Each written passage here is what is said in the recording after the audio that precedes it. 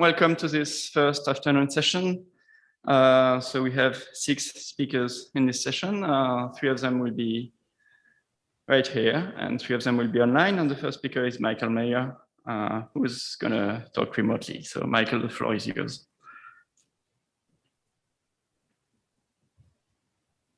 So I hope you can see my slides and you can hear me. Yes, we can. Great. So thanks for the introduction. I'm going to talk about our paper, Sieving for Twin Smooth Integers with Solutions to the Proprietary escape problem. This is joint work with Craig Costello and Michael Nerick. Now, I'll start with a quick motivation. So there's some really recent isogeny-based schemes called B-side and ski-sign.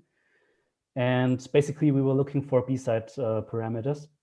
And both of these schemes require as parameters a prime P of fixed sizes, like 256, 384, or 512 bits, such that both P plus 1 and P minus 1 are as smooth as possible. And by smooth, we mean that as usual, that their prime factorizations only contain small prime factors with respect to a given smoothness bound. And first of all, we rephrased that problem slightly. So we want to find twin smooth integers m and n plus 1 of those given sizes, such that their sum is prime. So in that case, we have P as a prime, of course, and then the neighbors of P are simply the doubles of our twin smooth integers, so they are smooth as well. And why do we rephrase the problem? Well, the bottleneck here is smoothness and not the primeness, actually. So the strategy is to find many of those pairs of twin smooth integers.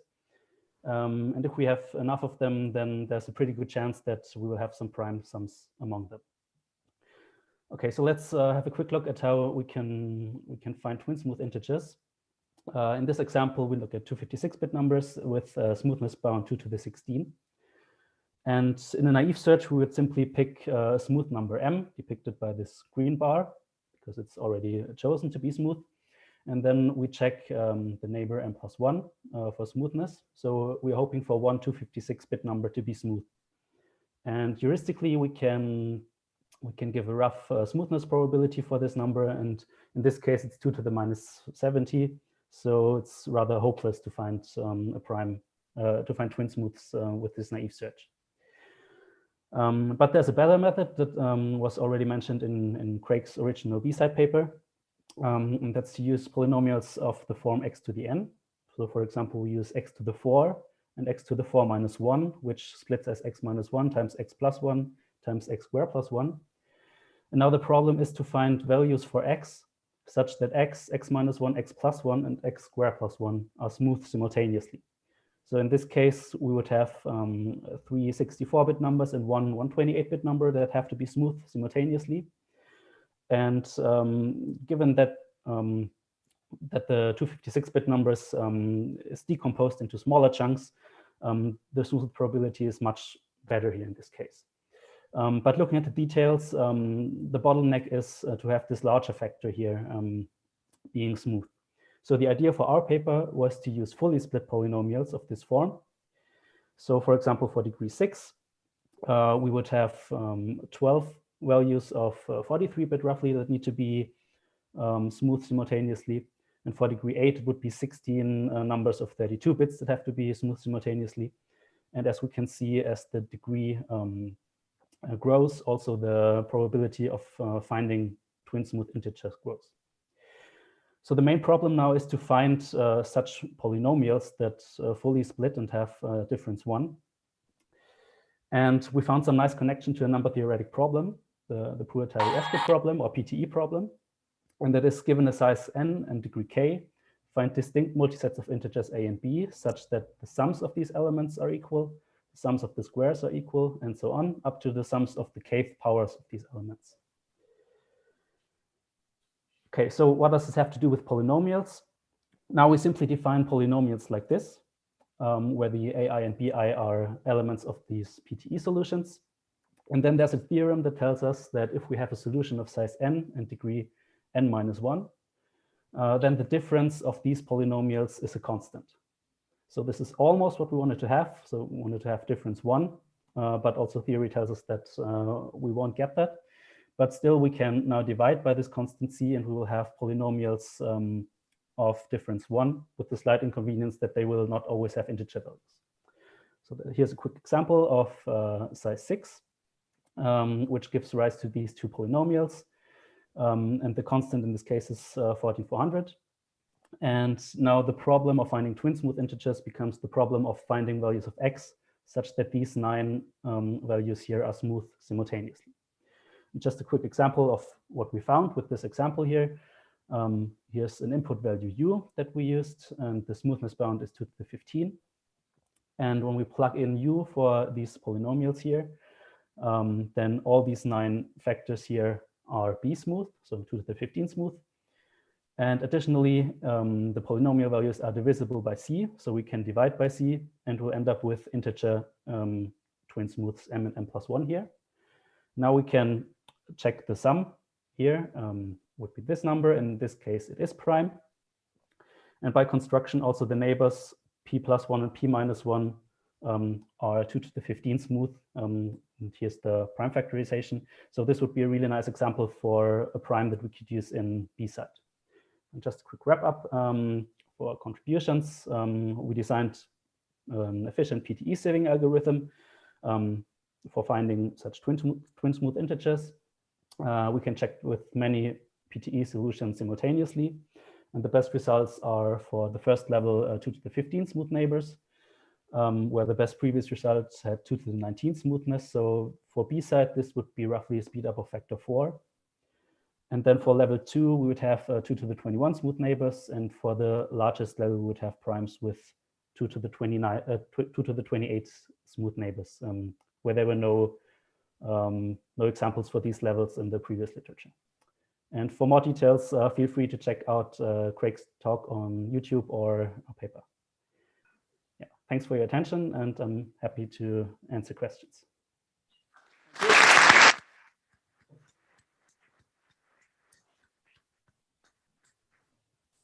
So any questions for Michael, either remotely or here? So we have a question in the room.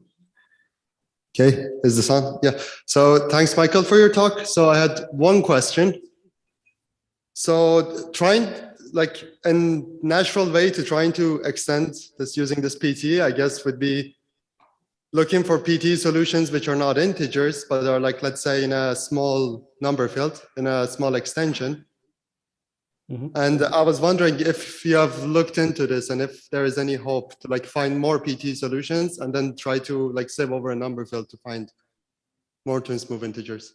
Yeah, that's certainly an interesting point. We did not really explore this in detail yet. We just had some preliminary thoughts about this, where things didn't really quite work out that well.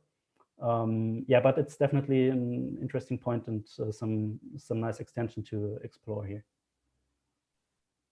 Okay, thank you.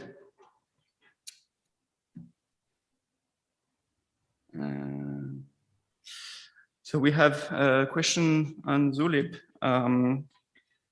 Does the size, a question asked by Jürgen Pulkus, does the size of your PTE solutions that you start from affect the smoothness of the integers that you get? Yes, it does. So if we go back to that slide here, so we're looking for some fixed sizes of our twin smooth. So in this example, 256-bit. And for example, if we go for degree 6, then we have these 12 numbers of roughly 43-bit that have to be, in this example, 2 to the 16 smooth.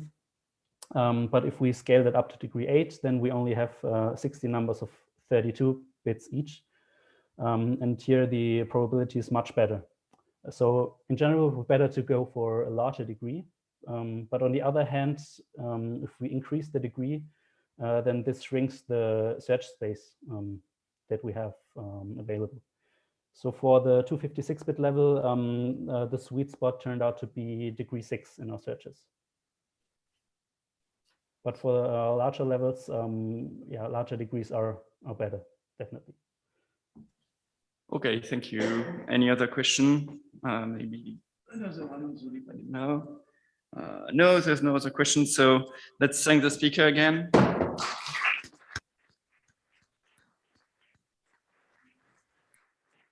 And the next talk will be given jointly, as I understand, by Luca De Feo and Jeffrey Burgess.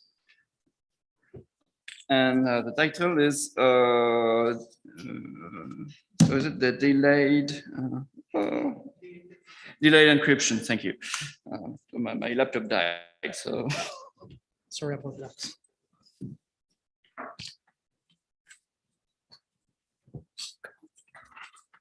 Wow, it's fine.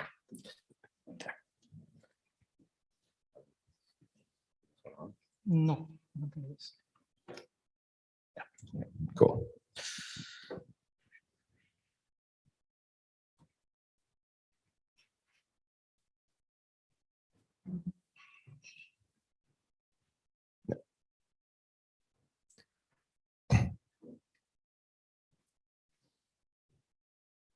Oh, all right, so we're going to tell you about delay encryption, which is an interesting primitive that's useful for a few things, but things like voting and also auctions. In particular, we want to, as an example, we want to tell you how you might do a sealed bid auction. So, of course, this is only one example. There's other examples such as voting, but we think this is the easiest example. And so the question is, how do you run a sealed bid auction if you don't have a trusted auctioneer who handles the thing? So there is one obvious paradigm, which is commit, then reveal. So everyone commits to the bid, and then everyone reveals the bid. And the highest bidder wins. Pretty easy. We can try it as an experiment. Let's see how this room bids on this NFT token.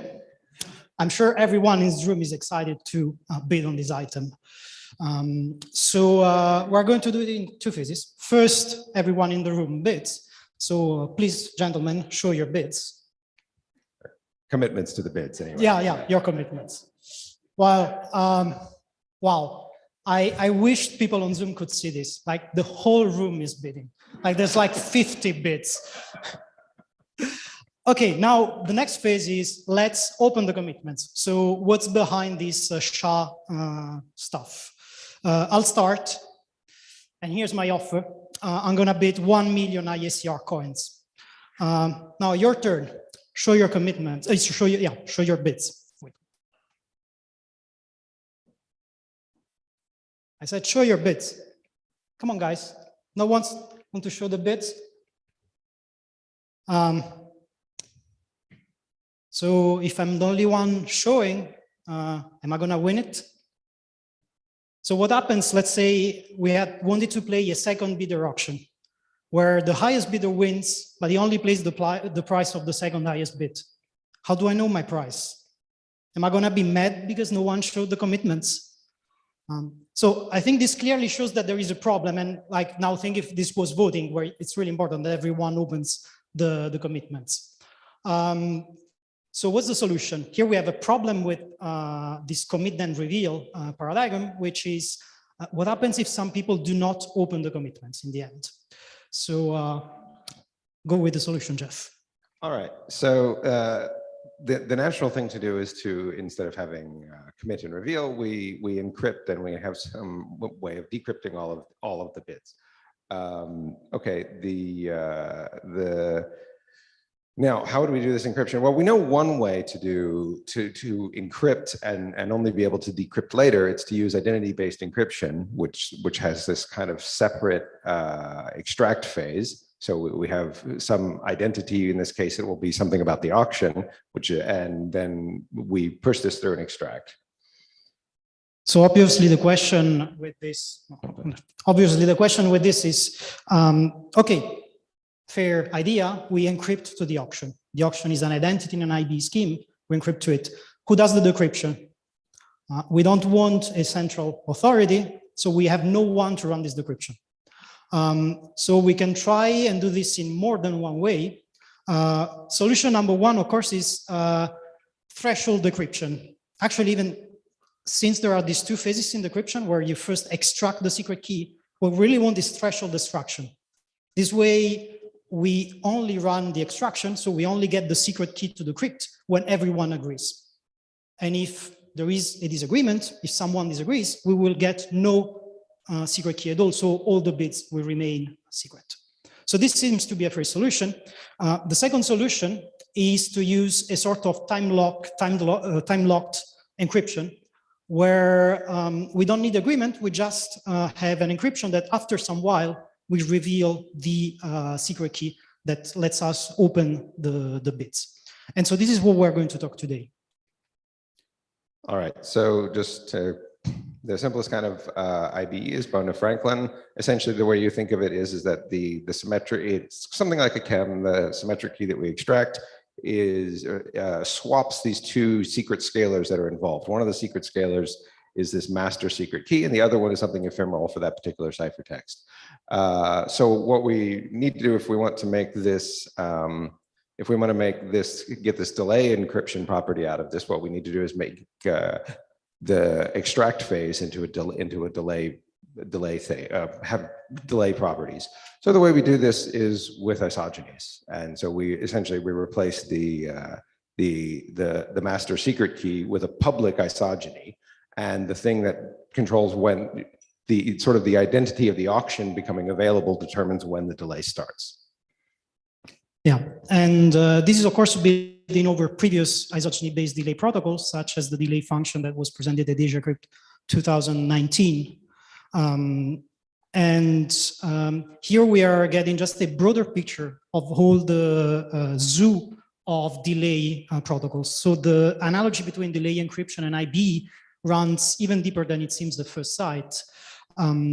It is well known that from IBE you can get public encryption, and there is a trick to get signatures, very simple transformation on IBE to get signatures. In the analogous way, you can apply the same kind of transformation to get a variant of time-lock puzzles from delay encryption, and using the same transformation that goes from IBE to signatures, you will get verifiable delay functions. So it seems that we have a new kind of primitive which is not subsumed by either time-lock puzzles or verifiable delay functions. It works kind of a little bit like homomorphic time-lock puzzles. Well, at least it tries to solve the same problems. And so far, we only know one instantiation, which is based on isogenies. So it would be cool if more research was done on this and maybe other possible instantiations on delay encryption came out. And so we'll end up with this. This is what the delay extraction looks like. As you see, it's a very simple function. And when this function will have finished evaluating, we will tell you, thank you for listening.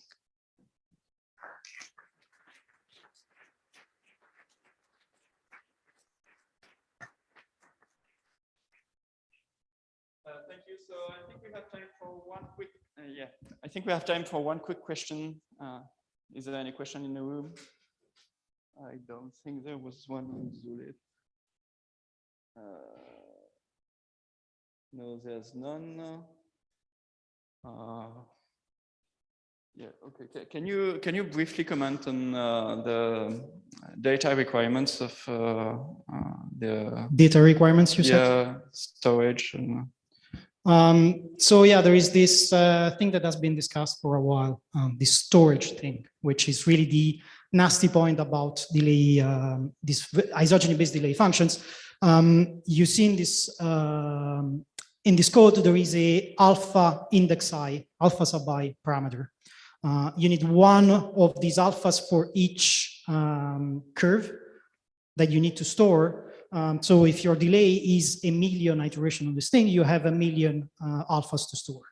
In reality, if you want to get a delay of 1 hour, it's what it's. So it was like 70 billion? 70 billion. So it's 12 terabytes of storage. And that's not even the worst part. I mean, you can store 12 terabytes if you like. The worst is the bandwidth of taking these bytes and moving them to the CPU to do the evaluation. So it's really a matter of bandwidth that is a kind of a hindrance. Apart from that, everything is pretty reasonable and it works as well as any other isogeny-based protocol, which means not so fast, but reasonable. Okay, good. Thank you for your talk, and we'll move on to the next speaker. Thank you again.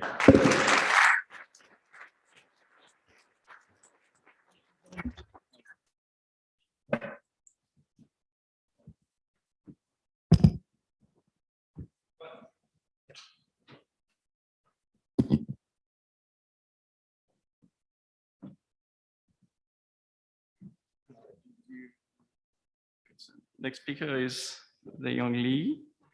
And your slides should be here, I think. Yeah, please.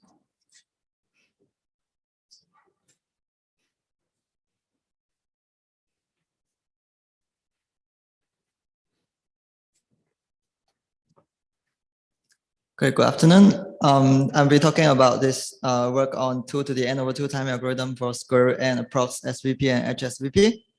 This is joint work with Devesh Agarwal and Noah Stevens, David Dewitz. So let's start with the basics. A lattice is a discrete subgroup specified by a set of basis vectors, and it's generated by all the integer combinations of these vectors. And why do we study lattice and study lattice problems? Because it's been used for cryptography, and lattice-based cryptography relies on the hardness of certain lattice problems. Therefore, we study these lattice problems. So one of the lattice problems that we are going to look at is the shortest vector problem. It essentially looks for a shortest non-zero vector in a given lattice. So over here, I have a two-dimensional lattice, and this red vector V, it's a shortest non-zero vector. And we use lambda1 to denote its length. And for the approximate version of this problem, gamma SVP, it looks for a short lattice vector whose length is within gamma times lambda1. So for example, over here, if gamma is equals to 2, then any vector within this green ball is a valid solution to the gamma SVP instance. And of course, we don't want the zero vector. The zero vector is uninteresting. There has been extensive studies on the hardness of gamma SVP depending on the approximation factors. And I would just like to highlight that the approximation factor that is relevant to cryptography, it's polynomial in N. And the next problem that we are going to look at is the Hermite shortest vector problem. So for each of the lattice, it has an associated value called the determinant, which is essentially the volume of this parallelopipe. And over here, it's a parallelogram because it's two-dimensional. And the gamma HSVP problem, it looks for a short lattice vector whose length is within a factor of gamma times the determinant of the lattice, but normalized to the power of 1 over n. And why do we care about this problem? It might look artificial, but it happens that there exists a slight reduction or the BKZ algorithm where you can solve polynomial approx shortest vector problem by using oracles of constant approx shortest vector problem of lower ranks. And as I mentioned above, polynomial approx is what is relevant to cryptography. And we make the observations that in all these reductions, having a constant approx shortest vector problem oracle, it's almost the same as using a square root n approx HSVP oracle. In other words, if we can solve square root n approx HSVP, we are able to apply these reductions and solve poly n approx SVP. So what did we achieve towards the end? We found we show that there exists a 2 to the n over 2 time algorithm for square root n approx SVP, and also for square root n approx HSVP. And thanks to the slight reduction of the BKZ algorithm, we are able to give faster algorithms for almost all polynomial n approximation factor for SVP. I do want to emphasize that this work has no immediate impact on cryptography because in practice, there exists heuristic algorithms for SVP that runs in much faster time. And there is indeed a gap between provable and heuristic algorithms. And this work is one step towards closing this gap. Now, what our algorithm was like. So before everything, I would like to emphasize that the goal of the algorithm was to look for lattice vectors that are short and that is non-zero. So the overview of the algorithm, it's some kind of sieving. So we start with we sample a list of vectors from the input lattice L. And these vectors are going to have expected square norm, say T. For the next R iterations, we are going to keep pairing the vectors and subtracting the pairs. So one step, R steps. At the end of the R iterations, we are going to have a list of vectors, and they are going to fall into some sparser lattice. And they were going to have expected square norm 2 to the R times T. Now, if we scale the vectors and bring them back to the input lattice that we care about, and by the appropriate choices of parameters, we can show that they indeed has shorter norm. So in other words, we managed to show that this procedure will get the vectors to become shorter. And it remains to show that we are not seeing too many zero vectors. So to do so, we need the help of this nice distribution. It's called the discrete Gaussian distribution, which is some kind of an analog to the continuous Gaussian, where given some discrete set, if you sample from the discrete Gaussian distribution, then any vector from this discrete set show up with probability that is proportional to its Gaussian mass. And over here, we have a nice illustration on how the discrete Gaussian distribution looks like over Z squared. And the reason why we bring in this is because we want to use it to upper bound the probability of seeing the zero vector. And we are going to show, we managed to show that along the way, the vectors that we have follows some variance of the discrete Gaussian distribution. Now, towards the end, the algorithm stops when we fail to maintain the distribution. And how long are the vectors at this point? Over here, we bring in a relatively heavy hammer called the reverse Minkowski theorem. And it helps us to show that this vector at this point is going to have its length upper bounded by square root n times either the shortest vector or this normalized determinant. So as a direct result, we show that we get vectors who is guaranteed to be a square root n approx SVP or square root n approx HSVP solution. And that's all I have. Thank you.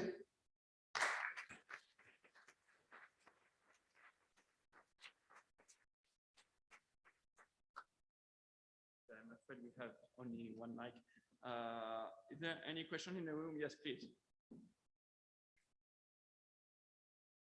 Hi, thank you for the talk. I was wondering, what's the memory cost of the algorithm? It's the same as the running time. So it's also 2 to the n over 2. Thank you. Thank you. Okay, shocking. Okay, any other question? I don't think there was any on the lip. No, there wasn't. Okay. Okay, well, let's thank the speaker again then. Thank you.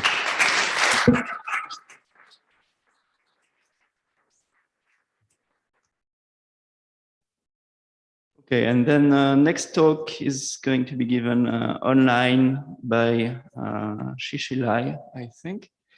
And I'm going to bring back the Zoom window.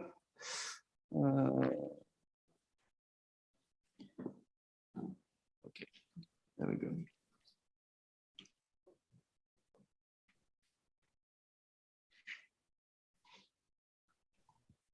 So Shishi, we cannot hear you at the moment.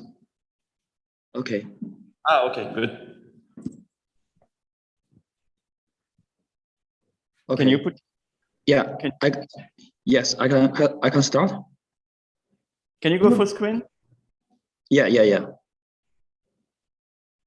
Can you see my screen? Yes, we can. That's good. Yes. Please go ahead. Okay. Hello, everyone. I'm Lai.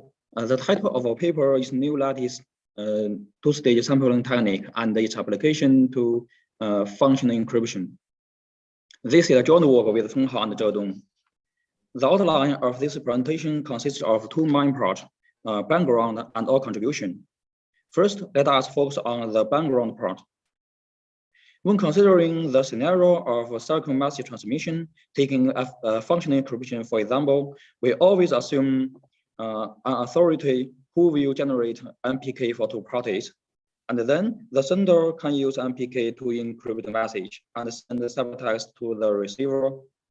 Finally, the receiver can decrypt the message using SKF, and obtain partial information FM. We think of functional encryption as the most advanced encryption form due to its fine-grained access control ability. So it is significant to construct much better functional encryption schemes.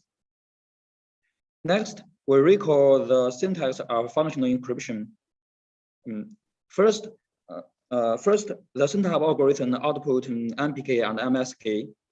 Second, the caging algorithm take MPK, MSK, and the function f as input and output the secret key as kf. Here, f is a function from mapping message space M to a bit string. Third, the encryption algorithm directly encrypt message M under MPK. Finally, with the secret key as kf, we can get FM through decrypting the ciphertext. In fact, FE also has a more fine-grained syntax. Compared with the regular one, this fine-grained syntax has the following differences.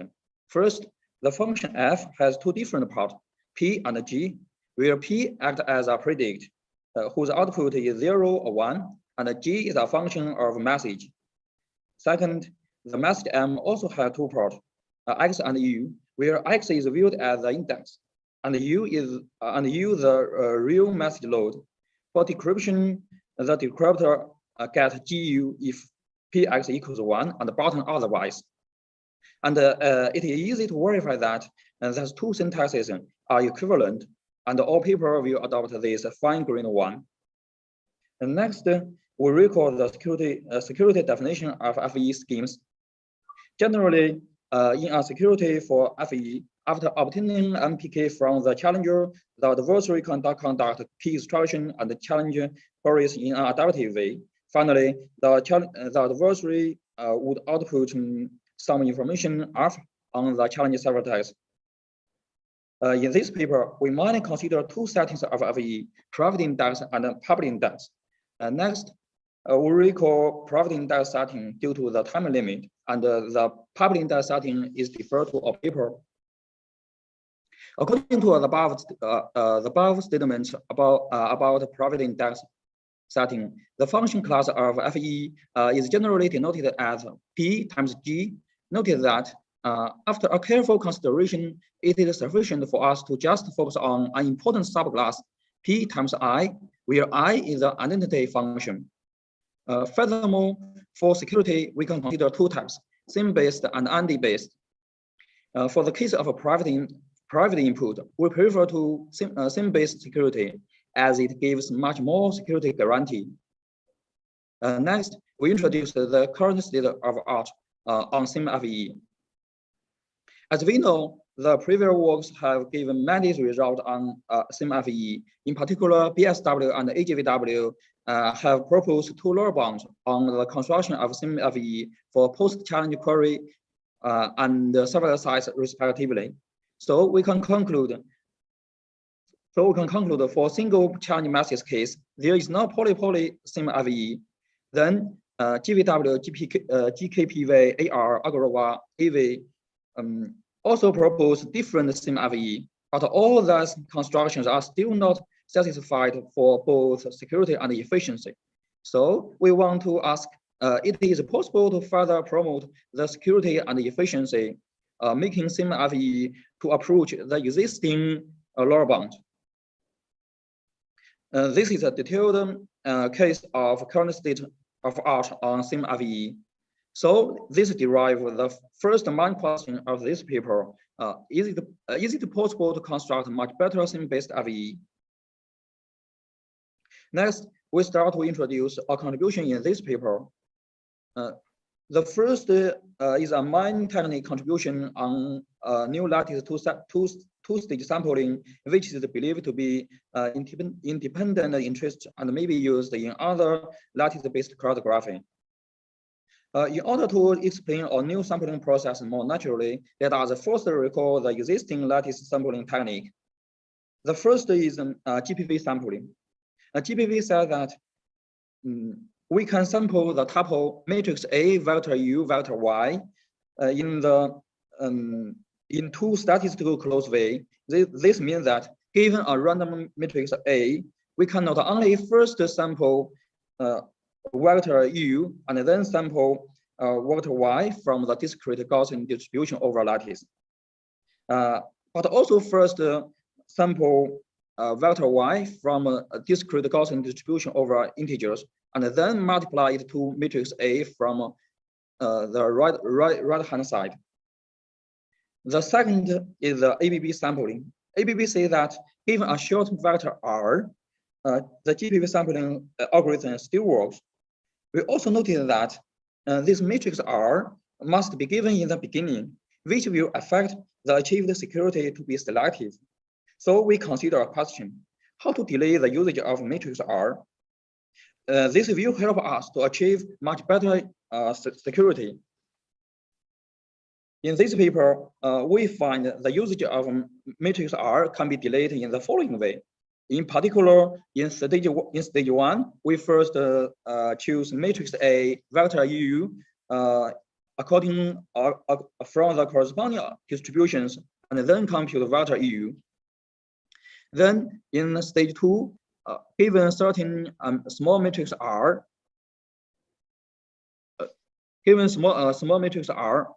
we can sample vector Z and output vector Y in this way. Finally, the sample algorithm outputs the tuple matrix AR, vector U, Y. We noted that this tuple satisfies this equation. Then we see our contribution in FE with the private index. More detailedly, our result can be divided into 3 cases: single key FE, reusable gap circuit, and multi-key FE. Overall, our contribution has significant step forward in security and efficiency. Related to the existing result, due to time limit, I will not say too many details about that.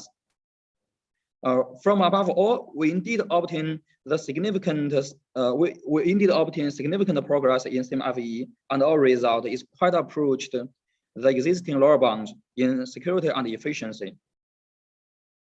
As a corollary, we obtain a succinct FE for general bounded depth circuit. Due to time limit, other contributions and techniques are deferred to our paper. Thanks for your attention.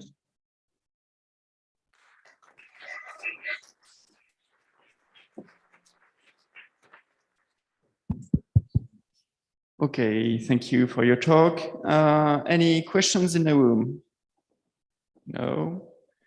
Any questions on Zulip? Because Zulip's been pretty quiet. No.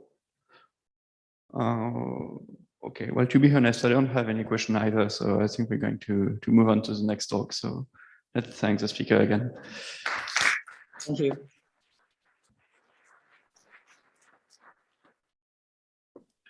So next talk is going to be given by Nadia Henninger from UC San Diego. Yeah, I think it's about, yeah. It's Tuesday afternoon. Yeah.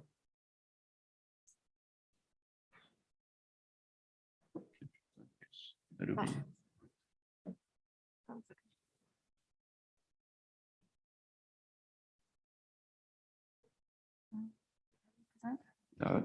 I think we have to share our screen.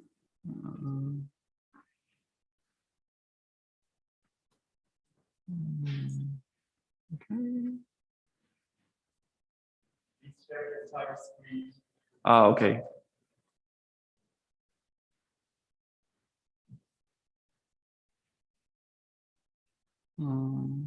Screen, okay, good. And then it's to make view full screen, I guess.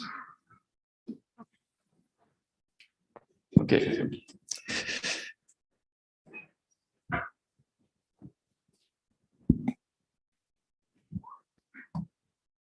Are we all set? You can hear me? Okay, so I'm going to present joint work with Martin Albrecht. This is solving bounded distance decoding with predicate, breaking the lattice barrier for the hidden number problem.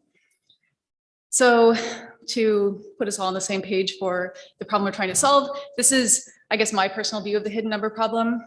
So the idea of this problem, you can think of this as one-dimensional LWE if you would like. So you have a secret integer alpha, you have a public parameter, which is some integer n, which is going to be your modulus, and then in the problem you get the most significant bits of random multiples of alpha mod n. So you take a uniformly random ti multiplied by alpha, reduce that mod n, get some integer, and then learn some most significant bits of that value. And the desired output for this problem is to learn what the secret integer alpha is. And if you want to, you can think of this as an under-constrained system of equations in the unknowns, which are the least significant bits of your multiples and then the secret alpha. So I've put that here. And so you can see that since we have m+1 variables in m equations, this is under-constrained, but if the r's are small, then you expect heuristically a unique solution. So the motivation for this work, the practical motivation, the reason that I care about this problem is that this is one of the most popular techniques for breaking ECDSA in the context of side channel attacks. So just remember ECDSA. So you have some group with order n, your secret key is some value d, and you've got the public. So you assume the attacker knows the public key, and then you get a bunch of ECDSA signatures, and the attacker is observing the signature signing process and learning, say, some most significant bits of the secret nonce that is used to generate each signature. So a common scenario for implementation vulnerabilities is that you have some scalar multiplication algorithm that depends on the length of the nonce. And so if the attacker is using a timing channel, for example, they might be able to learn how many of the most significant bits of the nonce are 0. Or they can see if you're using some fixed window, if there's a sharp cutoff in the time, you can see that, oh, okay, the first most significant byte of the nonce is all zeros for these signatures. And then you can formulate this as a hidden number problem instance by rearranging your nice signature equations, and you get exactly the hidden number problem instance that we saw before with some rearranging.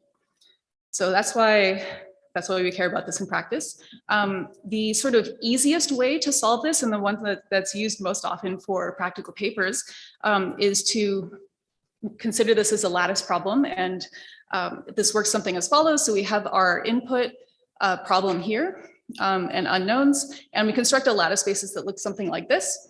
And so the basis is row vectors. And then we know that by construction, our desired solution is a short vector in this lattice. So this is an embedding. Originally, this was formulated as a closest vector problem, and this is the sort of shortest vector embedding of this problem. And so we have our lattice basis, we have a desired short vector, and so hopefully we can just sort of use BKZ as a black box and hope that our solution is the shortest vector in the lattice, and that it will just be dumped out by running BKZ on this lattice basis. So the analysis of when you would expect this to work looks something like this. So you can compute the determinant of the lattice. It looks like this. You know approximately what the size of your desired solution is, and so you can bound the size of the target vector in terms of the size of the bound on the solution that you're looking for. And then the Gaussian heuristic says that the length of the shortest vector that you expect in the lattice is something like this. And so if the target vector is shorter than the Gaussian heuristic, then you expect it to fall out of a BKZ reduced lattice. And if it's longer than the Gaussian heuristic, then you would expect there to be other spurious solutions that are not your target vector in the lattice. So that's kind of the super hand-wavy analysis. This is super commonly used in the practical side channel literature. So here's a random selection of papers that have made use of these techniques. And if you also read about in the literature about this lattice algorithm for solving the hidden number problem, what you find is that there's this notion of the lattice barrier. And so I pulled out a quote from one paper that makes this point. This paper says there's a hard limit to what can be achieved using lattice reduction. Due to the underlying structure of the H&P lattice, it is impossible to attack ECDSA using a single bit non-sleep with lattice reduction. In that case, the hidden lattice point corresponding to the H&P solution will not be the closest vector, even under the Gaussian heuristic, so that lattice techniques cannot work. And there's a number of papers that make points similar to this. And if you plot out kind of the length of the Gaussian heuristic for the lattice compared to the size of the target vector for different dimensions of lattices, then you can see what this argument looks like sort of numerically. So this is a plot for concrete parameters looking at a 256-bit ECDSA curve. And what this is showing, okay, so this line here is the length of the Gaussian heuristic in the lattice. And then this is the length of the target vector for 3 bits known for the solution. And so to the left of this crossover point, the Gaussian heuristic is much smaller, so this target vector is going to be too large and we're not going to find it in the lattice. And to the right of the crossover point, then we expect the target vector to be much shorter than the Gaussian heuristic, and so we expect to be able to find it. So this crossover point determines when this is an actual feasible algorithm. And so this crossover point says that somewhere like, I don't know, 130, 140 dimensions lattice solving SVP is where we expect this to be a feasible algorithm to work, which is kind of on the edge of what you can actually solve in practice now. For 2 bits, it's above 250 dimensions, which is kind of infeasible. And then for 1 bit, it looks like it's sort of asymptotically like never approaching it. So this looks pretty bad. But this says, you know, okay, so we expect 3 bits to be very hard and 2 bits to be sort of infeasible and 1 bit to just be impossible. In our paper, we make 3 observations. So one is that you're not actually bound to just the information that's in the lattice. So by putting this into a lattice problem, we've actually forgotten a bunch of information about the problem, which is namely that we have an elliptic curve public key. We know what the unique solution is, like there is a unique solution. And so even if the attacker's not only bound to looking at the shortest vector in the lattice, they can look through more vectors in the lattice and check whether they match the public key. And one of them is going to match the public key by construction. And so even if the target vector isn't the closest vector, we can just search through many short vectors in the lattice using sieving or enumeration to look for the solution. So we formalize this as bounded distance decoding with predicate. So you solve bounded distance decoding and you check a particular predicate, like does our target vector match the public key against each vector. The second is that this analysis forgets a constant factor. So the typical lattice behavior follows the expected vector length and not the upper bound. And so there's a missing square root of 3, which seems minor, but I'll show you in the next slide that it's actually less minor than you might think. And then also there's a number of optimizations that are known in the literature, but are inconsistently applied in practice. And so the practical results are often much worse than they need to be.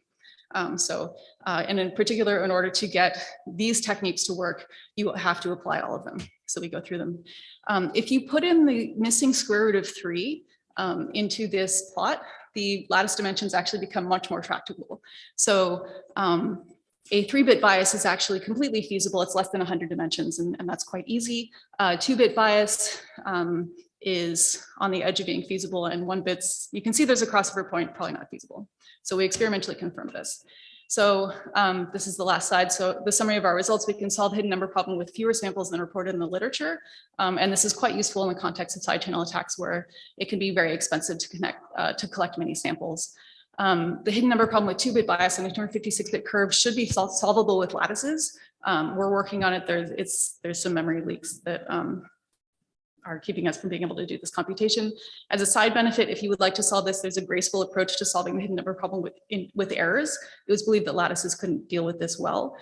So all of our code is available. And so if you ever need to solve the hidden number problem, you can use our code and not have to re-implement it yourself. And then for future work, this sort of bounded distance decoding with predicate seems like it should have more applications. So if you have other applications, that would be great. So, thank you. That is all I have. Okay, thank you.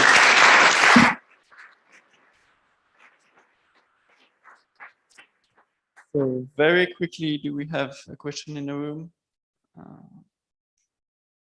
Let's see people moving, but no. So we have one on Zulip. So how much, so it's a question by Jürgen Polkos. How much does the chosen embedding factor tau influence the running time and success rate? Let's say taking the expected length of the target vector versus its maximal length, which might be twice as long. Sorry, what was the? Well, what is the influence of the chosen embedding factor tau? don't know what the chosen embedding factor. Do you have an embedding factor tau? Wait, maybe I'm misunderstanding the question.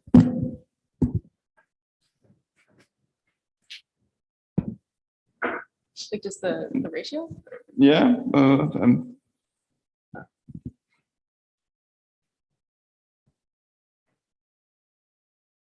Oh, I see.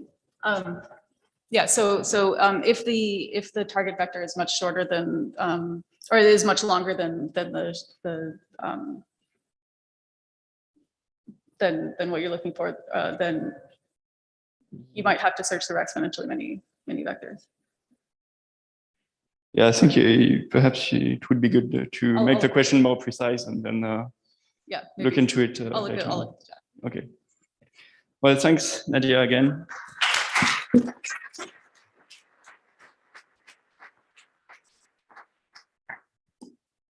And the last talk is going to be given by Shi-Chen, who's going to be online.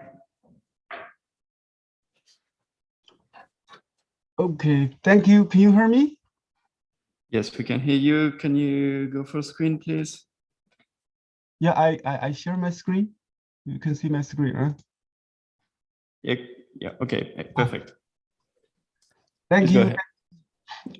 So this is my talk is on the paper, the ideal short SVP problem over random rational prime, and this is joint work with Dr. Pan, Dr. Xu, and Dr.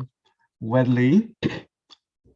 So what is the ideal lattice? Well, first we need to build a number field. Number field is easy, just QX mod out the irreducible polynomial degree n. And then the ring of integer in this field is actually just free Z module of ring n. So, and sometimes this number field is pretty nice, which we call monogelic.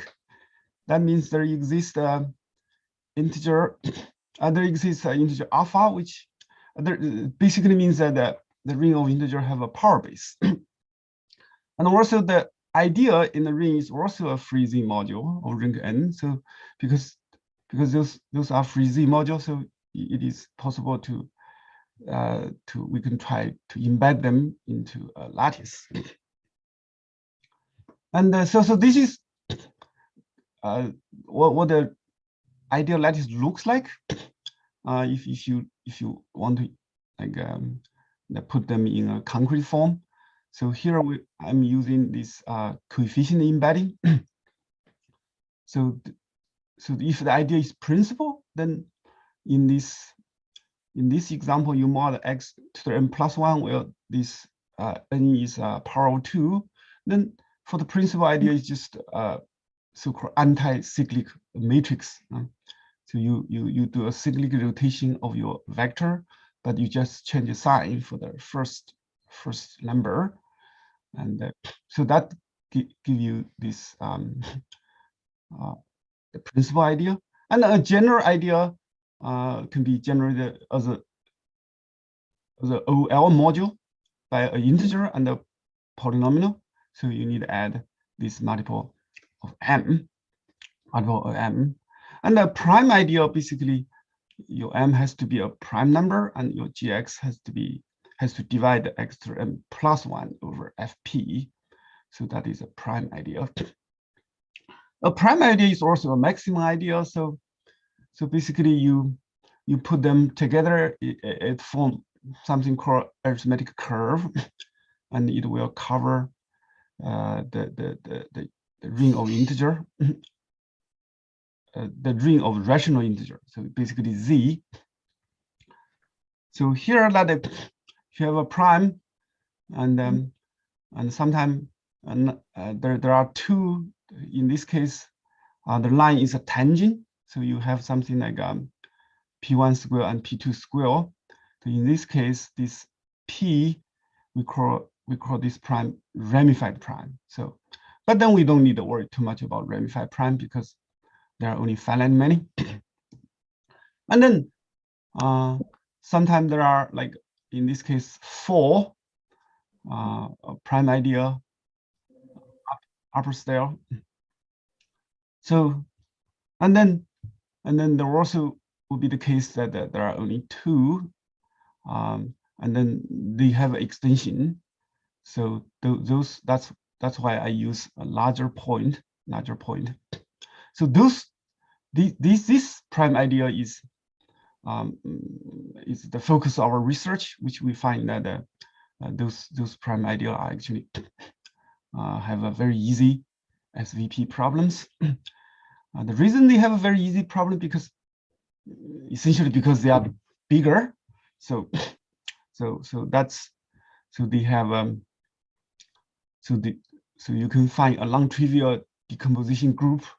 Basically are the elements from the Galois group which fix those prime idea set-wise. So if this decomposition group is not trivial, it's not just the identity, then there's you can define a decomposition field, which is essentially the elements in L which fixed by this decomposition group. So basically it's the subfield which corresponds to the decomposition group. So the point is that if P is unramified, then the D is isomorphic to this Galois group. Well, it's OL mod P1 would be a finite field or FP, and this Galois field is just generated by Frobenius.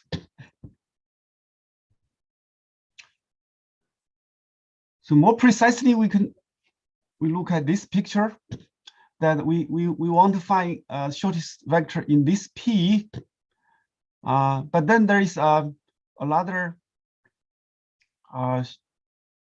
prime idea which is in K, and this prime idea has a smaller dimension, and also from the mathematics we know that the norm of this prime idea C is just P.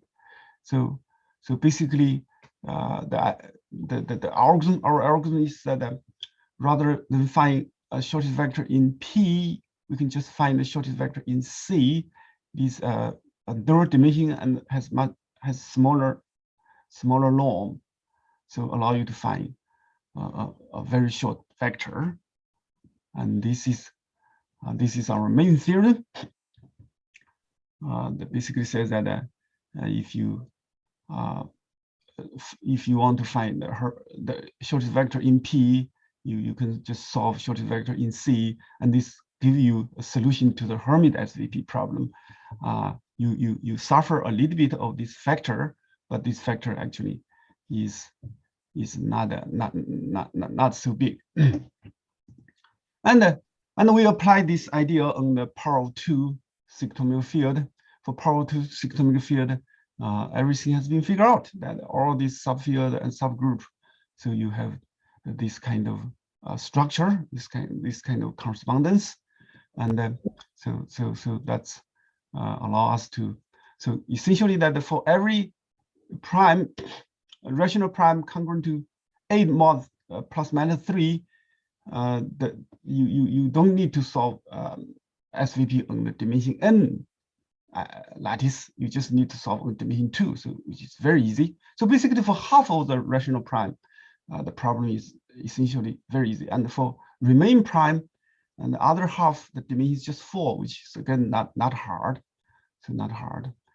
So what does this result say about average case complexity?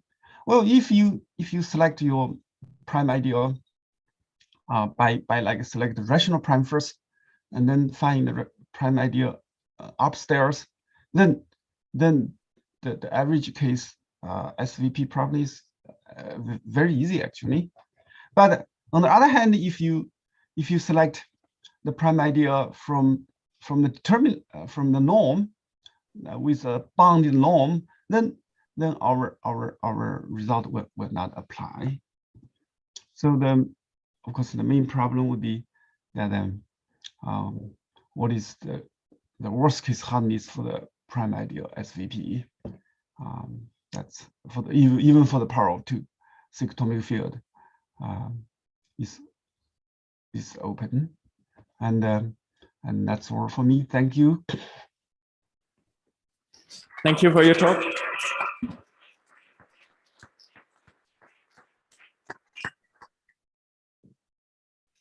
So do we have a question in the room? No, there's no question for you and Zulip either. I wonder, do you have, regarding your three distributions, do you have, can you make a case for the two first distribution that you propose? I mean, my opinion is that an ideal is, there's no such thing as picking an ideal from your two first distribution unless you can convince me otherwise. But I mean, except for defining use cases that are kind of showing the importance of the ideals you're looking at precisely. I mean, is there any motivation to your two first distributions? Well, I think that you have to have an algorithm to find the prime ideal, but the way to use prime ideal in cryptography is mainly they use just for the reduction. Well, in this case, since they use the worst case, so probably this is not matter. But again, if you really want to build your crypt system based on like the hardness of solving SVP on prime ideals, then to design your crypt system, you have to start to find one. I think that the first or the second one would be one of the way you can do that. Right? So you find a rational prime and then find a prime ideal upstairs. So that if you do that, then basically the average case SVP for these prime ideas is actually very easy. Okay, thank you. Let's thank the speaker again and all the speakers of this session. Thank you.